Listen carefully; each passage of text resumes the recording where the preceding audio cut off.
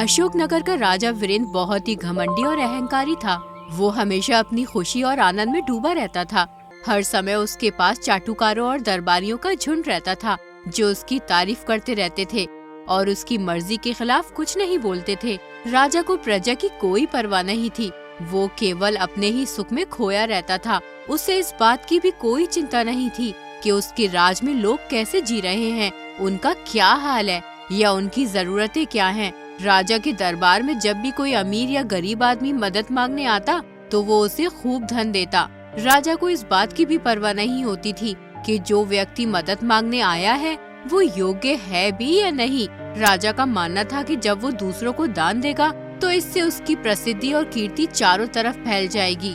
लोग उसकी सराहना करेंगे, समाज में उसकी एक सम्मानित छवि बनेगी। लेकिन उसका असल मकसद दूसरों की मदद करना नहीं बल्कि अपनी छवि को बेहतर बनाना था ताकि हर कोई उसकी दयालुता और मदद करने के बारे में बात करे। एक दिन खजाने की खजांची ने आकर राजा से कहा, महाराज, मैं बेहद अफसोस के साथ आपको बताना चाहता हूँ कि हमारा खजाना तकरीबन आधे से ज्यादा खाली हो चुका है। हमारे पास अब पर्याप्त धन नहीं बचा है। क्या कह रहे हो तुम खजांची? ऐसा कैसे हो सकता है? हमारा खजाना तो कभी भी इतना खाली नहीं हुआ है। अचानक ये स्थिति कैसे आई? माफ करें महाराज, मुझे दुख है, लेकिन ये सब आपके वक्त बेवक्त दान देने की प्रवृत्ति के कारण हुआ है। जब भी कोई गरीब या जरूरतमंद हमारे दरबार में आया, आपने बिना किसी संकोच के उसे धन दान कर दिया। आपके इस महान कार्य ने राज्य के बहुत से लोगों की मदद की, लेकिन इस दान के कारण ही हमारे खजाने में कमी आ गई। तो इसका मतलब है कि हम जो भी अच्छा काम कर रहे थे वही अब हमारे लिए मुसीबत बन गया है। इस स्थिति में हमें अब क्या करना चाहिए? खजाने को फिर से कैसे भरा जाए? महाराज, आप सही कह रहे हैं, ये संकट बड़ा है, लेकिन हमें ठंडे दिमाग से सोचने की आवश्यकता है। हमें खजाने को पुनः भरने के लिए एक ठोस योजना बनानी होगी। खजांची की बात सुनकर महाराज गहरे विचार में डूब गए, क्योंकि उन्हें खजाने को भरने का कोई स्पष्ट तरीका नहीं सूझ रहा था। जब राजा को कोई समाधान नहीं मिल पाता तो उन्होंने खजांची से कहा, इस समय तुम जाओ, हम जल्द ही खजाने को भरने का कोई उपाय सोचेंगे। जैसी आपकी आज्ञा महाराज।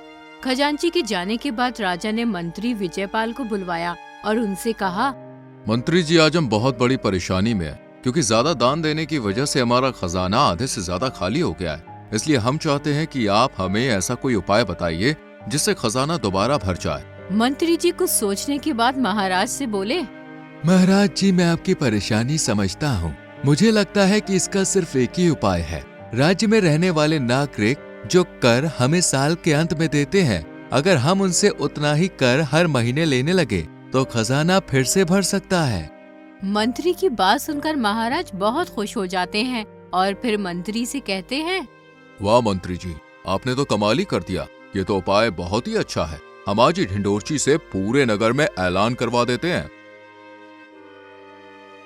फिर महाराज ढिंडोरची से कहकर पूरे नगर में ऐलान करवाते हैं, सुनो सुनो सुनो, अशोक नगर के राजा वीरेंद्र सिंह जी का आदेश ध्यान से सुनो। राज्य के प्रत्येक नागरिक को वर्ष के अंत में जो कर खजाने में जमा करना पड़ता था, अब वही कर साल में एक बार जमा करने की अपेक्षा हर महीने जमा करना पड़ेगा। जो भी नागरिक ऐसा नहीं करेगा उसे कठोर दंड दिया जाएगा। ये खबर सुनकर नगरवासी घबरा गए और वो एक दूसरे से कहने लगे, अरे, हमारी तो कमर पहले से ही उस वार्षिक कर ने तोड़ रखी है।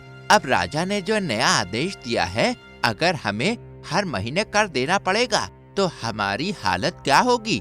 हम किस तरह से इतनी भारी रकम हर महीने खजाने में देंगे?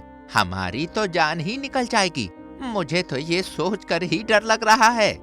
हाँ, और राजा का तो खजाना वैसे भी पहले ही अपने आमोद प्रमोद और दान देने में लुट चुका है। अब इस खाली खजाने को हम गरीबों के खून पसीने से कमाए गए पैसों से भरने की सोच रहे हैं। ये तो घोर अन्याय है।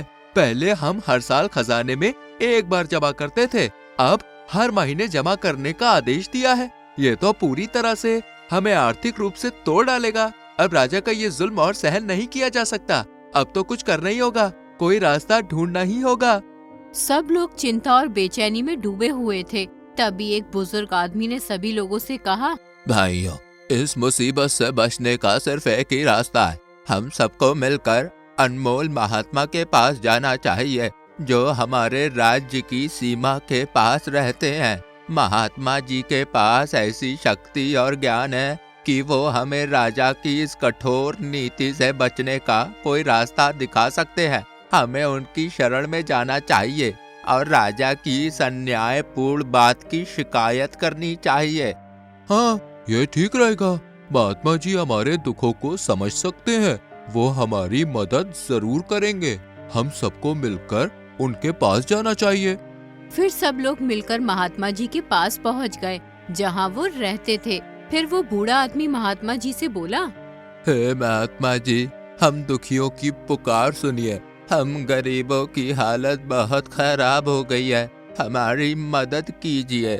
अशोक नगर के नगरवासियों, ऐसी तुम पर क्या मुसीबत आ पड़ी है जो तुम सब मेरे पास चले आए?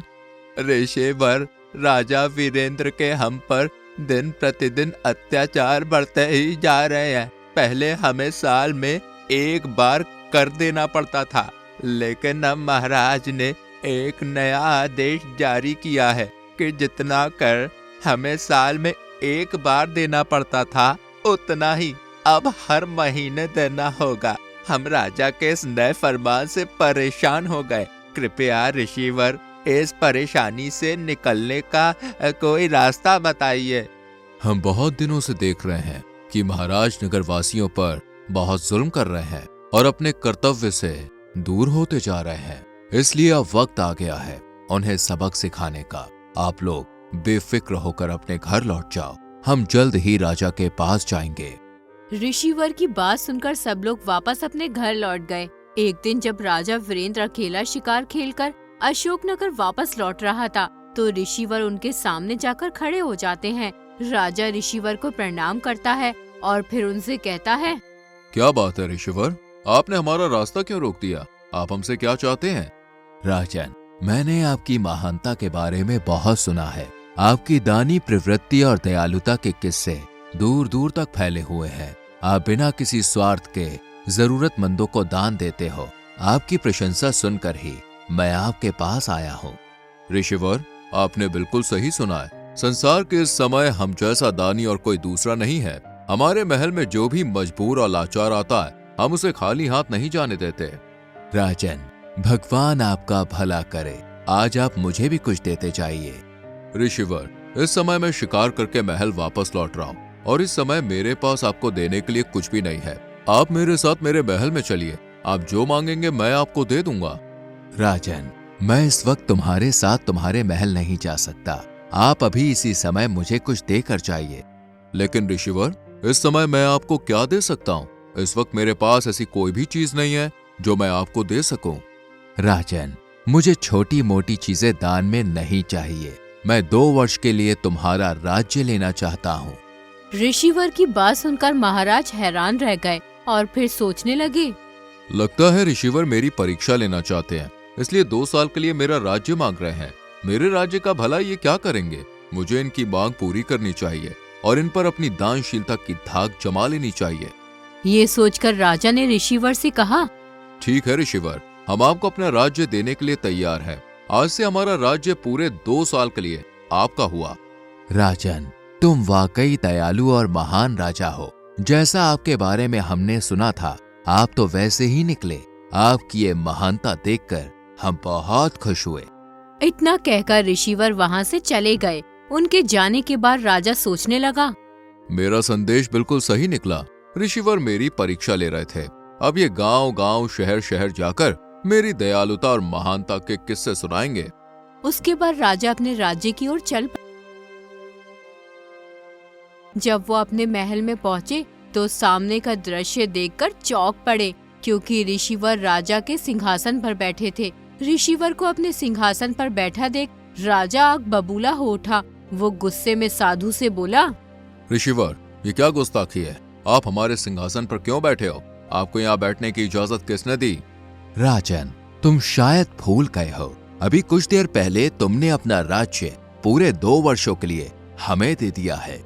साधु की बात सुनकर राजा सोचने लगा, ये ऋषि तो बहुत चालाक है। इसने तो सच में हमारे राज्य पर कब्जा कर लिया। ऋषिवर, मैं आपका सम्मान करता हूँ, आप सन्यासी होकर झूठ क्यों बोल रहे हैं? हमने आपको 2 वर्ष के लिए अपना राज्य कब दिया? मैं ऐसी बेवकूफी क्यों करूंगा? वीरेंद्र, झूठ मैं नहीं, तुम बोल रहे हो। अब तुम्हें 2 वर्ष के लिए अपना राज्य छोड़ना ही होगा। आज से इस राज्य के राजा हम हैं और यहाँ वही होगा जो हम कहेंगे।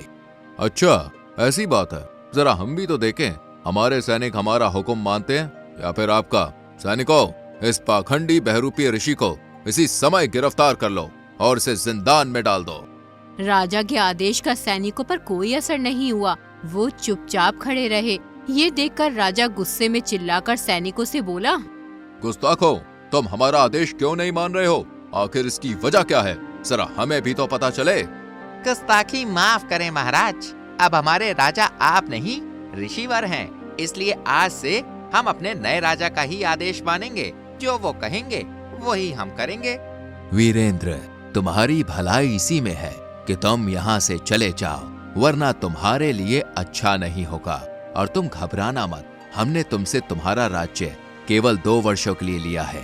2 वर्ष बाद हम तुम्हारा राज्य तुम्हें सौंप देंगे। ऋषि की बात सुनकर राजा सोचने लगा।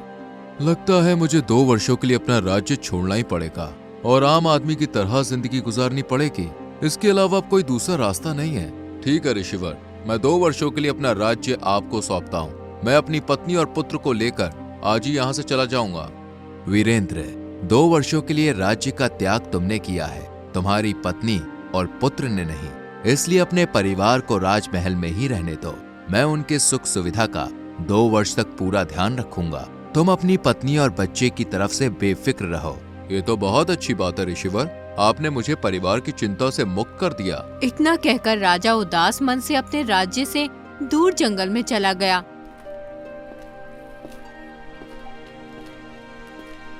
चलते चलते उसे बहुत देर हो गई और अब राजा बहुत थक गया था, इसलिए वो थोड़ी देर आराम करने के लिए एक पेड़ के नीचे लेट गया। तभी राजा को एक महिला के रोने की आवाज आने लगी। आवाज सुनकर राजा चौंक कर उठ बैठा। उसने चारों तरफ देखा तो उसे एक महिला दिखाई दी। राजा उसके पास गया और उस महिला से कहने लगा, तुम कौन हो और तुम्हारा नाम क्या है? और तुम इस घने जंगल में रो क्यों रही हो? अगर तुम्हें कोई मदद चाहिए तो मैं तुम्हारी मदद कर सकता हूँ।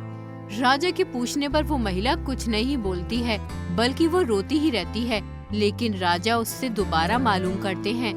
तुम डरो मत, मैं तुम्हें कोई नुकसान नहीं पहुँचाऊंगा। राजा के पूछने पर वो महिला रोना बंद कर देती है और फिर राजा से कहती है, मैं श्यामपुर राज्य की राजकुमारी रश्मिका हूँ। हमारा राज्य जो एक समय शांति और खुशहाली का प्रतीक था, आज खंडर में तब्दील हो चुका है। एक रात जब हम सभी शांति पूर्वक सो रहे थे, शत्रु ने हमारे राज्य पर अचानक आक्रमण कर दिया। शत्रु के अत्याचारों के आगे हम कुछ भी नहीं कर पाए। युद्ध की भयंकर घमासान में मेरे पिता और भाई दोनों मारे गए। उस भयानक युद्ध के बीच मैंने अपने परिवार को खो दिया। मैं किसी तरह वहाँ से भागने में कामयाब हो गई, लेकिन अब मेरा कोई नहीं है। मैं अकेली हूँ। मेरे पास ना कोई सहारा है, ना कोई परिवार। अब सब कुछ खत्म हो गया। तन्हाई और अकेलापन रह गया है। इतना कहकर रश्मिका दोबारा रोने लगी। उसे रोता देख राजा वीरेंद्र ने उससे कहा, राजकुमारी रश्मिका जी, रोइए मत। जिस तरह अब तुम इस संसार में अकेली रह गई हो, उसी तरह मैं भी अकेला हूँ। तुम चाहो तो मेरे साथ रह सकती हो। हम दोनों किसी तरह मेहनत मजदूरी करके अपना गुजारा कर लेंगे। आप बहुत दयालु हो। मैं आपके साथ चलने के लिए तैयार हूँ, लेकिन तुम्हारे साथ चलने से पहले मैं तुम्हें एक बात बता देना चाहती हूँ। जिस दिन भी आपने मुझे स्पर्श करने की कोशिश की, उसी दिन मैं तुम्हारा साथ छोड़कर चली जाऊंगी। रश्मिका, मैं तुम्हें यकीन दिलाता हूँ, मैं कभी भी तुम्हें स्पर्श नहीं करूँगा। ये सुनकर रश्मिका राजा के साथ चल पड़ी।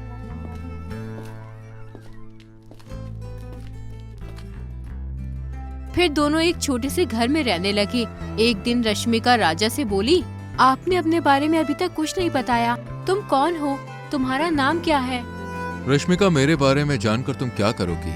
मैं किस्मत कमा रहा हूँ, जो ऐशो आराम की जिंदगी छोड़कर यहाँ इस झोपड़ी में पड़ा हूँ। मैं तुम्हारे बारे में जानना चाहती हूँ, क्योंकि मैं किसी अनजान आदमी के साथ नहीं रह सकती। क्या पता तुम मेरे पिताजी के दुश्मनों में से एक हो, इसलिए मैं तुम पर भरोसा नहीं कर सकती। रश्मिका, अगर तुम मेरे बारे में जानना चाहती हो तो सुनो। मैं अशोक नगर का राजा हूँ। मैंने अपनी बेवकूफी के कारण अपना राज्य 2 वर्ष के लिए कृषि को दे दिया है।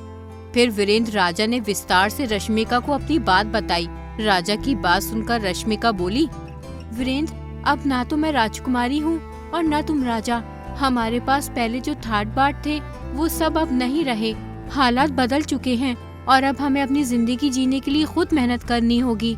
देखो, मेरे पास ये 2 सोने के सिक्के हैं।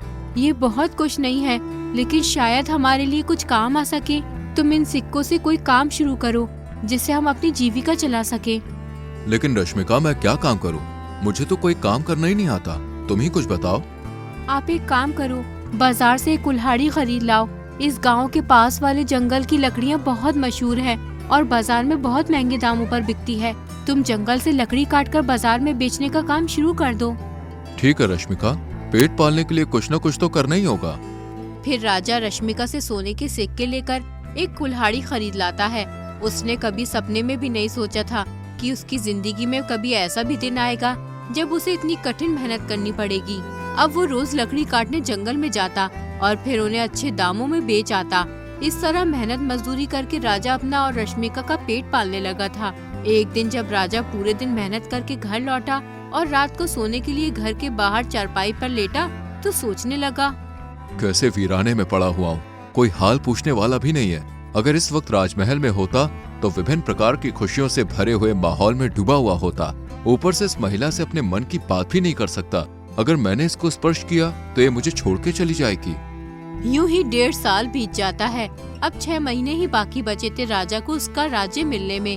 एक दिन जब राजा घर के बाहर चारपाई पर लेटा हुआ था तो वो सोचने लगा, रश्मिका से अब दूर नहीं रहा जाता। मुझे उसके साथ विवाह कर लेना चाहिए।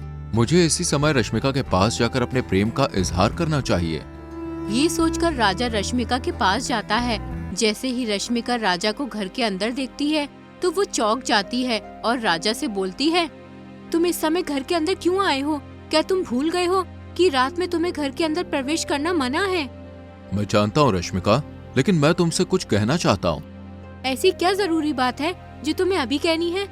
दरअसल रश्मिका, मैं तुमसे शादी करना चाहता हूँ। मैं तुमसे बहुत प्रेम करता हूँ। तुम मुझसे शादी करने की कैसे सोच सकते हो? तुम पहले से ही शादीशुदा हो और तुम्हारा एक बच्चा भी है, इसलिए तुम्हें मुझसे इस तरह की बातें नहीं करनी चाहिए। मैं अब और तुम्हारे साथ नहीं रह सकती। मैं जा रही हूँ। रश्मिका, तुम ये क्या कर रही हो? मुझे छोड़कर क्यों जा रही हो? कृपया मुझे अकेला छोड़कर मत जाओ। तुम मुझे क्या समझते हो? एक पत्नी के होते हुए तुम दूसरी स्त्री पर बुरी नजर डाल रहे हो। शर्म आनी चाहिए तुम्हें। आज तुमने मुझ पर बुरी नजर डालकर अपना वादा तोड़ा है, इसलिए मैं तुम्हें छोड़कर जा रही हूँ। रश्मिका, मुझे छोड़कर तुम कहाँ जाओगी? मेरे सिवा तुम्हें कौन सहारा देगा? वीरेंद्र रश्मिका से बहुत विनती करता है, लेकिन रश्मिका उसकी एक नहीं सुनती और उसे अकेला छोड़कर चली जाती है। उसके जाने के बाद वीरेंद्र सोचने लगता है, हे ईश्वर, अब मैं अकेला इस घर में 6 महीने कैसे बिताऊंगा? मेरी तो कुछ भी समझ में नहीं आ रहा कि मैं क्या करूं। राजा अपने अकेलेपन के बारे में सोचकर बहुत परेशान था। फिर वो घर के बाहर चारपाई पर सो ही जाता है। उसे सोए हुए अभी कुछ ही देर हुई थी कि कुछ चोर भागते हुए उसके पास पहुँचे। उन चोरों के पास एक पोटली थी जिसमें बहुत सारा खजाना था।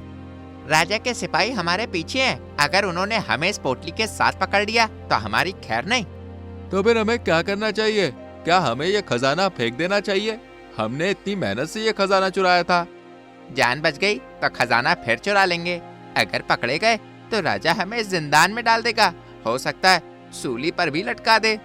एक काम करते हैं, इस खजाने को इस सोए हुए आदमी के पास छोड़कर भाग चलते हैं। इससे हमारे पकड़े जाने का खतरा टल जाएगा और सारा आरोप इस सोए हुए आदमी के ऊपर आ जाएगा।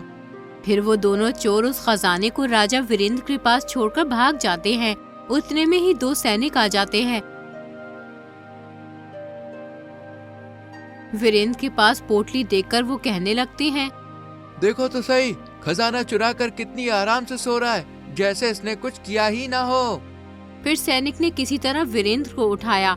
अपने सामने सैनिकों को देखकर वीरेंद्र घबरा गया और कहने लगा, कौन हो तुम लोग? तुम्हें मुझसे क्या चाहिए? हमें तुमसे कुछ नहीं चाहिए। हम तो तुम्हें पकड़ने आए हैं। मगर क्यों? मेरा जुल्म क्या है जो तुम मुझे पकड़ने आए हो? बहुत चालाक बन रहे हो। खजाना चुराकर हमसे अपना जुल्म पूछ रहे हो। ये सुनकर वीरेंद्र और भी ज्यादा घबरा जाता है। कौन सा खजाना? तुम किस खजाने की बात कर रहे हो? मैंने कोई खजाना नहीं चुराया है। लेकिन सैनिक वीरेंद्र की एक नहीं सुनते। वो जबरदस्ती वीरेंद्र को पकड़कर राजपुर के राजा के पास ले जाते हैं। वीरेंद्र को देखकर राजा कहता है, तो तुमने कल रात हमारे खजाने की चोरी की थी। तुम्हारे अंदर इतनी हिम्मत कहाँ से आई कि तुमने हमारे खजाने से ही चोरी कर ली? महाराज, मैं चोर नहीं हूँ और ना ही मैंने चोरी की है, मैं बेकसूर हूँ। लेकिन चोरी किया हुआ खजाना तो तुम्हारे पास मिला है, फिर ये खजाना तुम्हारे पास कैसे पहुंचा? महाराज, मैं इसके बारे में कुछ नहीं जानता, मुझे व्यर्थी चोरी के इल्जाम में पकड़ कर लाया गया है। राजा का मंत्री, जो कि बहुत देर से वीरेंद्र को देख रहा था, वो राजा से कहता है, महाराज, गुस्ताखी माफ करें, लेकिन देखने में मुझे ये शख्स अशोकनगर के राजा वीरेंद्र सिंह जैसा लग रहा है। कहीं ये आदमी राजा वीरेंद्र ही तो नहीं है? मंत्री जी की बात सुनकर राजा हैरान रह गया। फिर उसने वीरेंद्र से पूछा, क्या मंत्री जी सच कह रहे हैं? तुम अशोकनगर के राजा वीरेंद्र सिंह हो? जी महाराज, मंत्री जी बिल्कुल सही कह रहा है, मैं अशोकनगर का राजा वीरेंद्र हूँ। हमें माफ करना राजन, हमें मालूम नहीं था कि आप अशोकनगर के राजा वीरेंद्र सिंह हो। हमारे सैनिकों ने आपको कैद करके बहुत बड़ी गलती की है, लेकिन एक बात हमें समझ नहीं आई कि आप इस साधारण भेष में क्यों भटक रहे हो। महाराज, ये एक लंबी कहानी है, कभी वक्त मिलेगा तो मैं तुम्हें बताऊंगा। इतना कहकर वीरेंद्र अपने राज्य की ओर चल पड़ा। जब राजा अशोकनगर पहुंचा तो 2 वर्ष का समय पूरा हो चुका था। राजा को देखकर ऋषिवर ने कहा, राजन, मैं समझता हूँ कि 2 वर्ष की अवधि में तुम्हें पूरी तरह भले बुरे का ज्ञान हो गया होगा। मुझे क्षमा करे ऋषिवर, मैं गलत राह पर था। थोड़ी सी प्रशंसा पाने के लिए मैंने अपना खजाना पानी की तरह बहाया था, और जब खजाना खत्म हो गया तो मैंने गरीब बेबस लोगों से दुगना तिगना कर वसूलना शुरू कर दिया। मैंने कभी अपनी प्रजा के भले के बारे में नहीं सोचा, हमेशा अपनी मौज मस्ती में डूबा रहा। अब मैं कभी ऐसा नहीं करूंगा, हमेशा अपनी प्रजा के भले के बारे में सोचूंगा। सच में राजा वीरेंद्र सिंह उस दिन के बाद पूरी तरह बदल गए थे। अब वो पूरी ईमानदारी से अपनी प्रजा के दुखों को समझते और उनका हल निकालने की कोशिश करते थे। वो उनकी सुख सुविधा का अच्छे से ध्यान रखने लगे थे। इस तरह राजा वीरेंद्र सिंह ने अपने राज्य को अच्छे से चलाना शुरू किया और सुखी जीवन जीने लगे।